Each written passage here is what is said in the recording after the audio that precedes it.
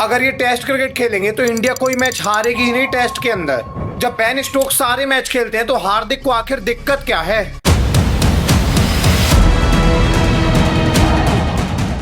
दुनिया का best allrounder इस तरीके से फंसा हुआ है। एक समय लोग इनको तीनों फॉर्मेट का कैप्टन बोलते थे, लेकिन अभी हालत ये हो गई है।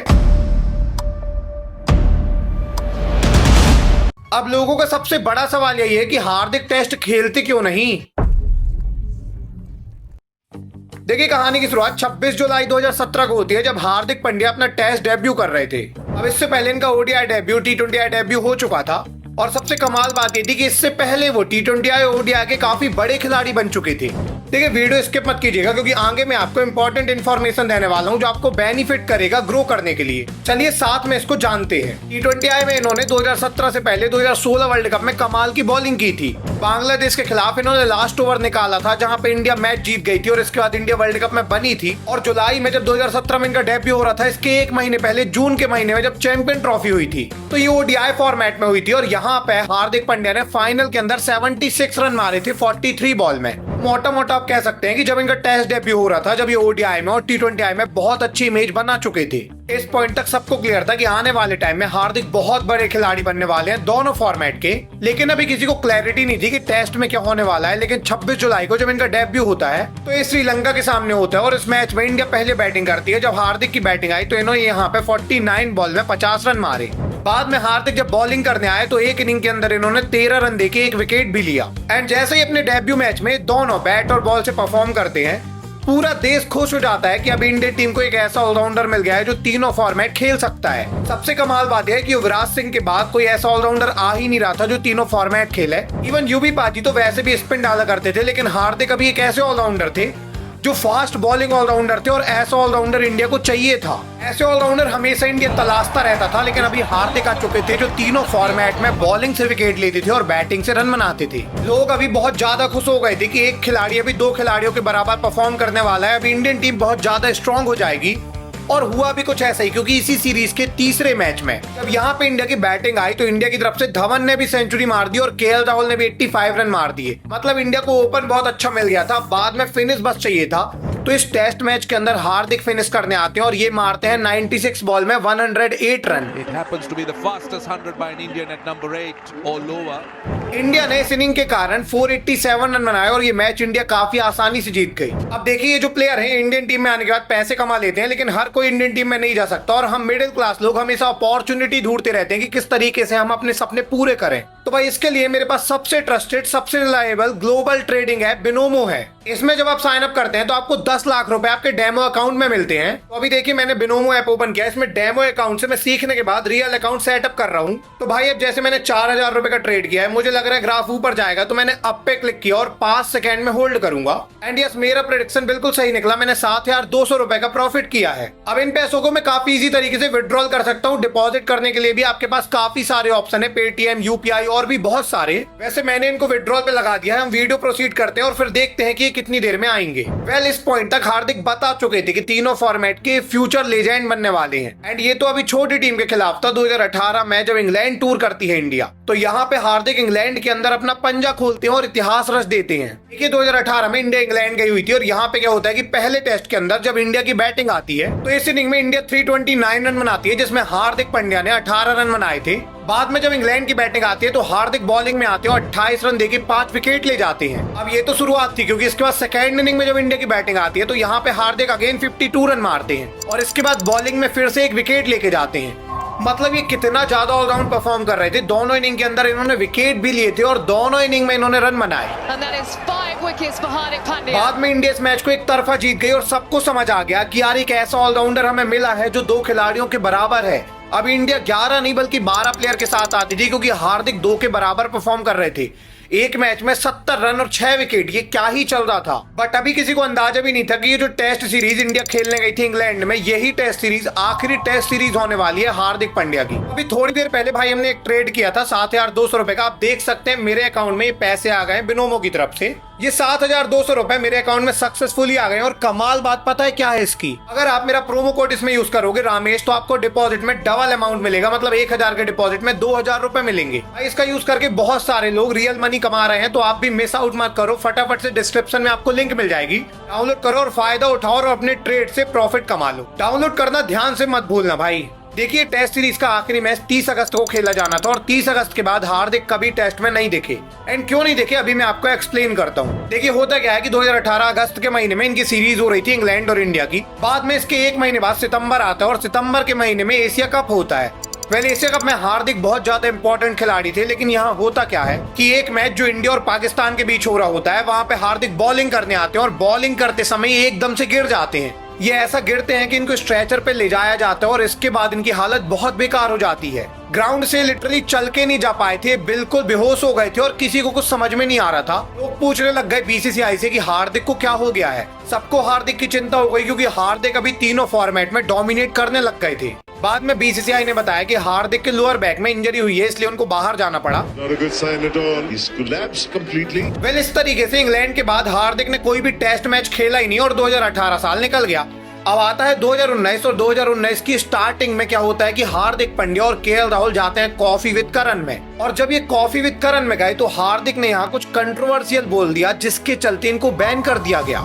इन्होंने इतना ज्यादा कंट्रोवर्शियल बोला था कि इनको माफी मांगनी पड़ गई थी सोशल मीडिया में और इनको बहुत ही ज्यादा गाली पड़ रही थी उस पर्टिकुलर टाइम पर। और बाद में इंडिया और ऑस्ट्रेलिया की टेस्ट सीरीज होनी थी, जहां से इनको बाहर कर दिया गया सिर्फ इसके कारण। मतलब अभी ये टेस्ट खेल लेते 2018 के बाद भी, लेकिन ये बैन के चलते 2019 में अगेन टेस्ट सीरीज से बाहर हो जाते हैं। बट टेस्ट सीरीज से बाहर होने के बाद ही आईपीएल होता है 2019 का और 2019 आईपीएल में एमआई ने इनको 11 करोड़ रुपए में रिटेन किया था। और आईपीएल के अंदर हार्दिक क्या करते हैं, 402 रन बनाते हैं और साथ में 14 विकेट लेके जाते हैं। इन्होंने ऐसी ऑलराउंड परफॉर्म दी आईपीएल में कि 2019 आईपीएल एमआई ने एक तरफा जीत लिया। और जब एमआई आईपीएल जीतती है तो बीसीसीआई को समझ में आता है कि इनको रिटर्न लाना ही पड़ेगा। ऐसा ऑलराउंडर इंडिया के पास है ही नहीं और बीसीसीआई को मजबूर होकर हार्दिक को रिटर्न लाना पड़ा। हार्दिक अब रिटर्न आते हैं इंडियन टीम के तीनों फॉर्मेट में, लेकिन इस पर्टिकुलर टाइम में वर्ल्ड कप होने लग जा रहा था, तो हार्दिक वर्ल्ड कप की टीम में आ जाते हैं।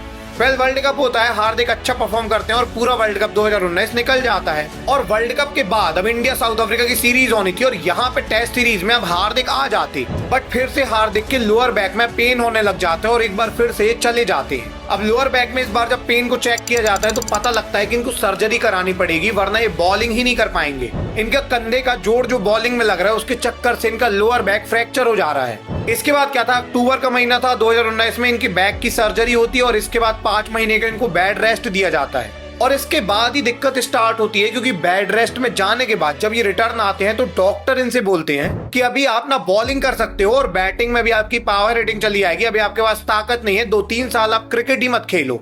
बट हार्दिक कहते हैं कि क्रिकेट तो खेलना पड़ेगा, मैं फिट हो गया हूं, मैं खेलूंगा। और हार्दिक खेलने भी आते हैं। 2020 आईपीएल खेलते हैं हार्दिक, लेकिन यहाँ पे क्या होता है, हार्दिक पांड्या पूरे आईपीएल में एक ओवर भी नहीं डालते, क्योंकि बॉल इनसे फिक ही नहीं रही थी हाथ घुमाकर।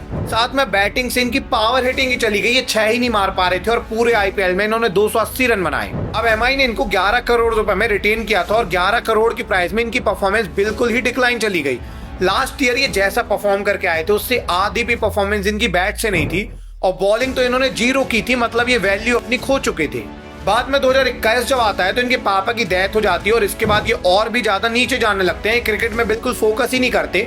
और 2021 आईपीएल में जब इनकी खराब परफॉर्मेंस आती है, अगेन ये 2021 आईपीएल में जब एक भी ओवर नहीं डालते तो एमआई डिसाइड करती है कि इनको छोड़ देना चाहिए। 11 करोड़ रुपए वो किसी खिलाड़ी को क्यों ही देंगे जब वो बॉलिंग कर ही नहीं रहा है और बैटिंग से भी रन नहीं बना रहा। तो एमआई ने इनको निकाल दिया। और अभी आप सोच रहे होंगे अगर एमआई ने इनको निकाला तो बीसीसीआई ने क्यों नहीं निकाला। तो भाई बीसीसीआई ने भी इनको निकाल दिया। बीसीसीआई ने क्या किया कि इनको भी लगा कि अभी ये बॉलिंग तो कर नहीं पा रहे हैं तो ये क्या ही मतलब के खिलाड़ी हैं। 2021 के अंदर क्या होता है कि हार्दिक पांड्या ए ग्रेड के खिलाड़ी से निकल के सी ग्रेड में डाल दिए जाते हैं। अब सी ग्रेड में वो खिलाड़ी हैं जो परफॉर्म नहीं करते हैं या फिर नए हैं जिनकी सैलरी बहुत कम होती है। इन खिलाड़ियों की लिस्ट में हार्दिक का नाम आ गया था। 2 साल के अंदर हार्दिक का ऐसा डिक्लाइन हुआ कि अब ये टेस्ट मैच एक भी खेलना तो छोड़ ही दो, आईपीएल भी ये खेलेंगे और T20I ODI भी खेलेंगे, इस पर भी सवाल था। बट यहाँ पे हार्दिक करते हैं कमबैक, क्योंकि आता है 2022 का साल और होता क्या कि 2022 में जीटी इनको 15 करोड़ रुपए में खरीद लेती है। अब देखिए जीटी ने इनको ट्रेड किया था 15 करोड़ में और 15 करोड़ में जब ये जीटी की टीम में आए तो इन्होंने मचा दी तबाही। 2022 आईपीएल तक ये बिल्कुल फिट हो गए थे, तो ये बॉलिंग डालते हैं और 8 विकेट लेके जाते हैं। साथ में इन्होंने बैटिंग से इस साल बनाए 487 रन। ये गुजरात की तरफ से हाईएस्ट रन गेटर थे और गुजरात ने इस साल टाइटल भी जीत लिया। साथ में जीटी के कैप्टन भी थे, तो एज अ कैप्टन इन्होंने सबसे ज्यादा रन बनाए, विकेट भी लिए और टाइटल भी जिता दिया पहले ही साल।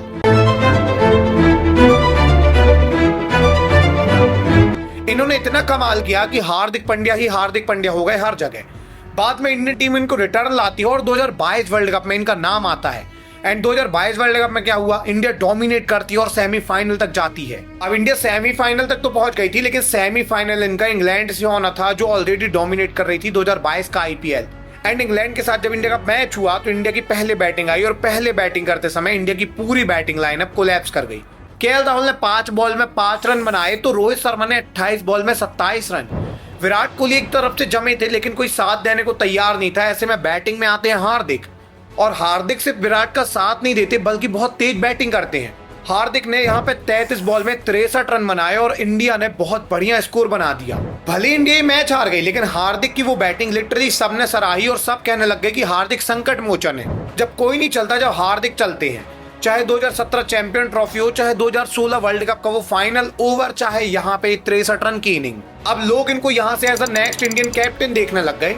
लोग कहने लगे कि हार्दिक आने वाले टाइम में तीनों फॉर्मेट में कैप्टनसी करने वाले हैं इंडियन टीम की, क्योंकि इतने अच्छे कमाल के बैट्समैन हैं, कमाल के बॉलर हैं और ये सब कुछ अच्छा करते हैं। इवन जीटी की तरफ से इन्होंने कैप्टनसी भी कमाल की है। तो यहाँ तक सब लोग हार्दिक को नेक्स्ट फ्यूचर कैप्टन मान रहे थे तीनों फॉर्मेट का।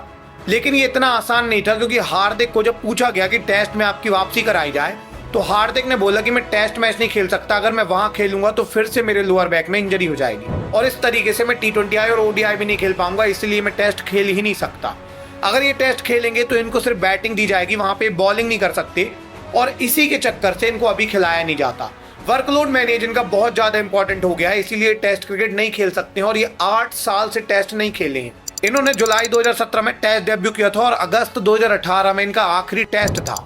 मतलब ये 1 साल भर टेस्ट मैच खेले, उसके बाद 8 साल से इन्होंने टेस्ट मैच में ना बॉल पकड़ी ना बैट छुआ। एंड ये चीज आपको समझ में आ गई होगी क्यों हुआ। सबसे पहले उनको पाकिस्तान के खिलाफ एशिया कप में इंजरी हुई, फिर वो कंट्रोवर्सी में फंस गए तो टेस्ट सीरीज से बाहर हो गए। बाद में एक बार फिर से 2019 में वर्ल्ड कप के बाद इनको इंजरी हो गई और इसके बाद काफी सारी चीजें हुई, जिसके चलते टेस्ट मैच से दूर जाते गए और बाद में 3-4 साल बाद इनको रियलाइज हुआ कि टेस्ट मैच खेलने के लायक बचे ही नहीं है, इनमें इतना वर्कलोड है ही नहीं कि ये टेस्ट मैच खेल पाए। वैसे हार्दिक की अगर आपको ये वीडियो पसंद आई है तो हार्दिक की ये डिटेल्ड वीडियो देखिए, आपको सब कुछ क्लियर हो जाएगा एग्जैक्टली हार्दिक की कैसे राइज हुआ और कैसे डाउनफॉल हुआ और फिर से कैसे कमबैक हुआ। मिलेंगे किसी अगली वीडियो में, तब तक के लिए धन्यवाद।